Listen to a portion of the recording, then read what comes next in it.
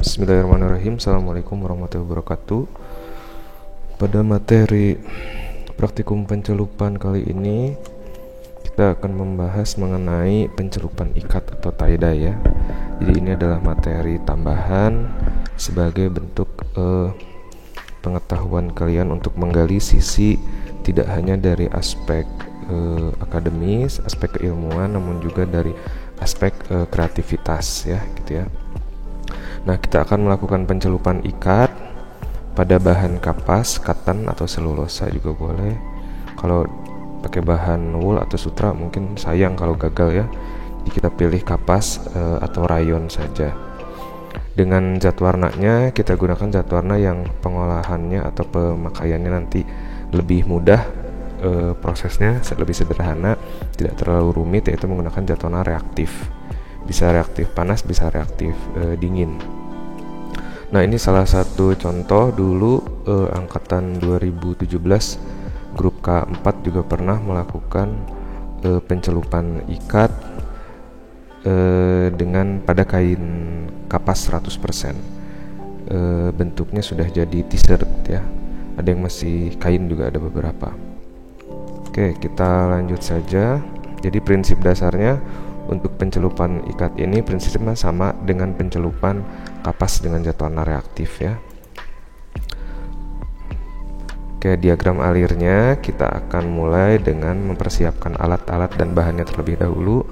Kemudian yang cukup penting juga yaitu memilih desain, pola, dan warna-warnanya ya. Jadi ini penting supaya kita dapat menghasilkan motif atau efek warna tertentu. Ya, jadi tidak terlalu absurd atau tidak mungkin bisa abstrak bagus tapi juga masih terlihat polanya. Kemudian kita akan lakukan persiapan larutan celup termasuk larutan zat warna dan larutan alkalinya. Kemudian baru setelah itu kita buat desainnya pada bahan, pada kainnya atau pada kaosnya. Kemudian setelah itu dilakukan pewarnaan berdasarkan desain yang sudah dibuat. Kemudian dilakukan pembacaman, batching atau didiamkan selama 1 malam tergantung dari zat warna yang digunakan. Jadi kalau zat warnanya reaktif dingin, nanti waktunya akan lebih singkat daripada zat warnanya yang reaktif panas. Setelah itu kita lakukan pencucian sabun, mungkin ini bisa beberapa kali sampai sisa zat warna yang tidak terfiksasinya bisa hilang. Kemudian dibilas pakai air hangat, air dingin, kemudian dikeringkan. Oke, kita mulai ke persiapan alat dan bahan.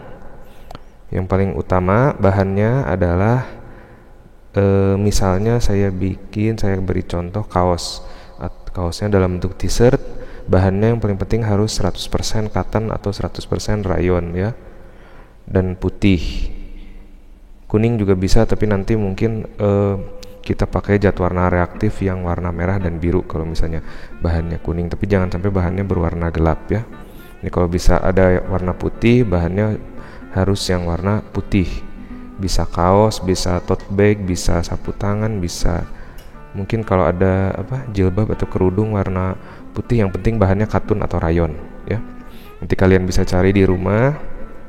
Setelah punya bahan, untuk memastikan bahan tersebut bersih, silahkan kalian cuci seperti pencucian rumah tangga biasa, pakai deterjen, kemudian pakai sedikit pemutih kalau perlu ya supaya bisa putih kembali gitu. Kemudian untuk zat warnanya, nah ini untuk zat warna kita pakai zat warna dengan sistem reaktif atau golongan zat warna reaktif, boleh reaktif dingin maupun reaktif panas.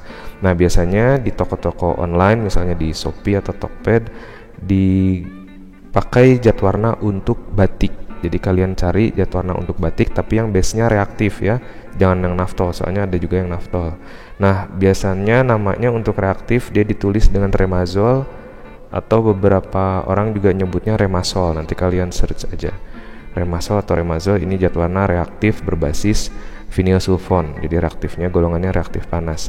Kemudian ada juga yang lebih mahal zat warna reaktifnya dan menghasilkan warna yang lebih bagus tapi harganya lebih mahal, yaitu Procion MX. Nanti kalian bisa lihat juga, bisa cari juga di toko-toko online. Yang lain-lainnya ada Sinarsion dan macam-macam. Yang penting base-nya adalah zat warna reaktif gitu ya. Kemudian setelah zat warna kita siapkan, nah warnanya bisa tergantung dari kalian mau bikin 3 warna atau 2 warna atau 1 warna, silahkan, tidak dibatasi, yang penting ada motifnya ya. Nanti kalian lihat di YouTube ada yang bisa sampai 5 warna, tapi kita bikin 3, nanti yang warna keempat dan warna kelima bisa dicampur, hasil campuran misalnya dapat warna hijau campuran biru sama kuning gitu ya, warna oranye campuran merah sama kuning gitu. Nah kemudian untuk zat kimia kita bisa pakai natrium karbonat atau soda abu atau juga soda kue. Ini banyak di pasar-pasar atau di toko kue ya, natrium bikarbonat, soda kue untuk pengembang, atau bisa juga pakai water glass. Nah untuk pembelian biasanya di toko online biasanya sudah include dengan alkali atau water glass ya. Jadi nanti kalian bisa beli 1 paket zat warna reaktif dan juga water glassnya. Kemudian garam dapur ini banyak, silahkan di rumah-rumah juga banyak, di pasar juga banyak. Tambahannya bisa pakai urea, pengental bisa pakai sedikit, pakai tepung aci boleh, atau alginat kalau ada. Kalau yang mungkin di pasar banyak tepung aci ya, nanti kalian bisa cari di pasar, sedikit aja sih. Ini opsional, bisa dikasihkan bisa enggak. Jadi pengental ini nanti kita buat memasukkan ke larutan zat warna supaya ketika diteteskan zat warna tidak terlalu encer. Jadi warnanya nggak lari-lari terlalu jauh, karena kan ketika warna diteteskan ke permukaan kain dengan daya serap tinggi, tentunya warnanya akan menyebar. Nah, fungsinya pengental ini untuk menjaga supaya warnanya tidak terlalu menyebar, gitu ya. Kalau urea atau zat higroskopis ini bisa dipakai bisa enggak. Kalau nanti nggak pakai urea, nanti pastikan saja kainnya tertutup plastik dengan benar, jadi nggak ada udara yang keluar sehingga kadar airnya masih bisa tetap terjaga gitu. Kemudian ada alat untuk membuat pola, alatnya macam-macam tergantung nanti kalian memilih polanya seperti apa atau memilih motifnya seperti apa. Kalau saya biasanya ada pakai bolpen, karet gelang, pakai kelereng untuk membuat motif bulat atau bola yang kecil misalnya bola tenis gitu ya. Terus untuk mengikat bisa pakai tali rapia, bisa pakai bola kasur, atau untuk mewarnainya selain diteteskan bisa juga pakai sprayer. Misalnya sprayer semprotan untuk mandiin burung lah, atau menyiram tanaman. Nanti alat-alat ini akan dibutuhkan sesuai kebutuhan kalian setelah menonton video YouTube ya. Kemudian botol air mineral dan plastik pembungkus ini untuk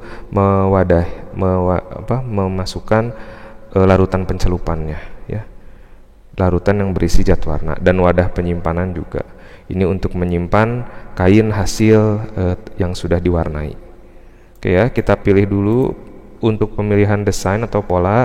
Nanti kalian bisa lihat di YouTube contohnya sangat banyak, tinggal klik saja searchingnya tie-dye atau celup ikat ya. Ini saya kasih contoh satu saja untuk menghasilkan t-shirt atau kaos yang bentuknya spiral seperti ini.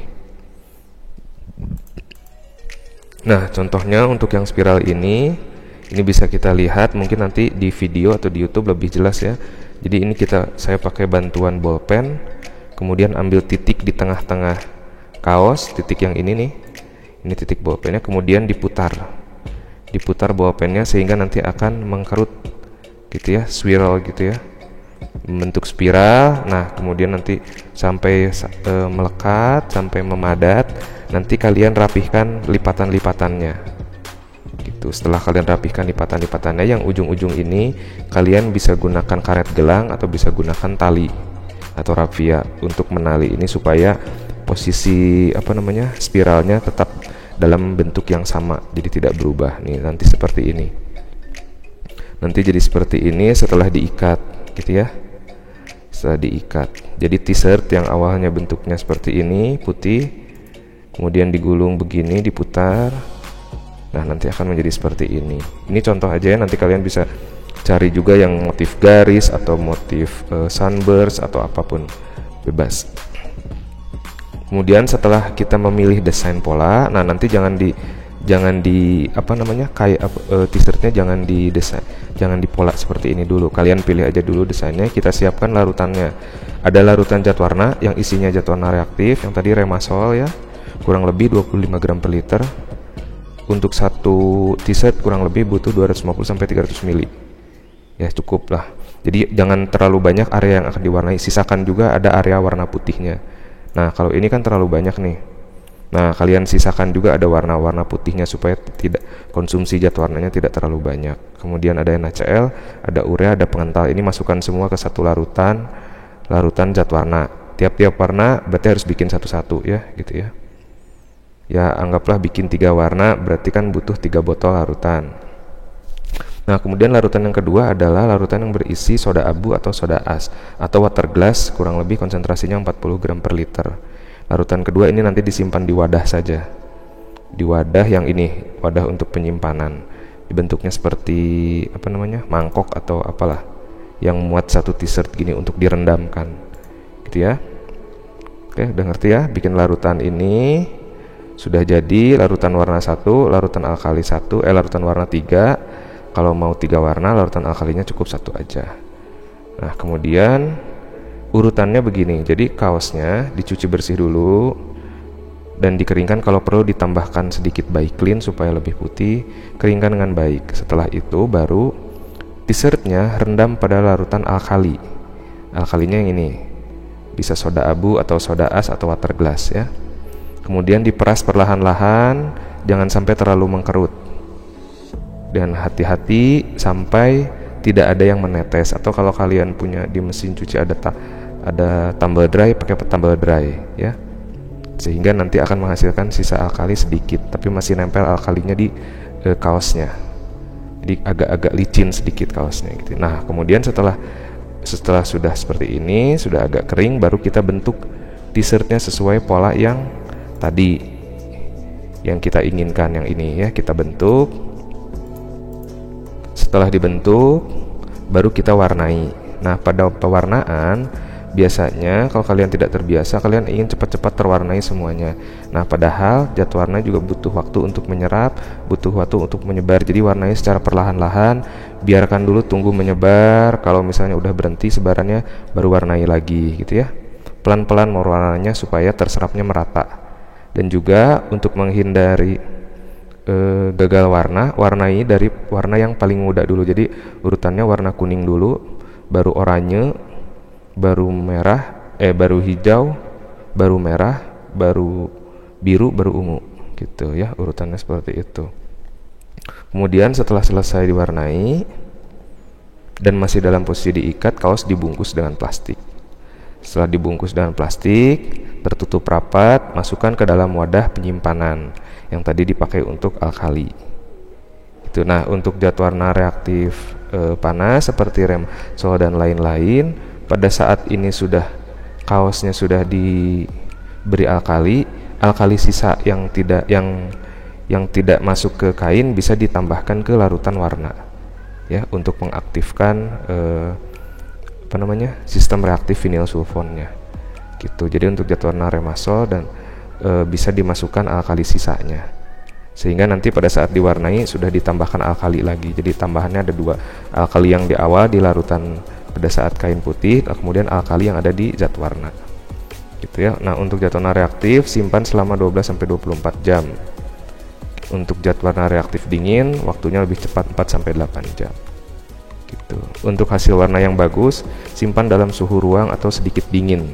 Jadi kalian bisa nyoba simpan di kulkas di bawah, tapi hati-hati ya, jangan sampai tercampur dengan makanan karena zat warna reaktifnya toksik atau beracun. Kemudian setelah selesai 24 jam, kaos kemudian dicuci sabun hingga bersih, bisa berkali-kali. Kemudian setelah itu baru dibilas dan dikeringkan. Oke gitu ya. Nah setelah itu, setelah dikeringkan, kalian setrika, kalian pakai, kemudian silahkan kalian foto ya, foto kalian bersama dengan produk yang sudah di tie-dye oleh kalian gitu ya. Kemudian nanti fotonya simpan di dalam file, nanti kalian upload filenya. Kurang lebih nama filenya npm spasi nama lengkap spasi kelompok dan grup ya, saya kasih grupnya supaya lebih mudah. Dan grupnya. Nah nanti untuk beberapa metode, jadi banyak kalau lihat di YouTube beda metode akan beda caranya juga ya. Jadi mungkin ada yang pakai es batu pembacamannya, ada juga yang pembacamannya dibiarkan sampai mengering, macam-macam ya. Termasuk langkah-langkah pengerjaannya ini juga macam-macam ya.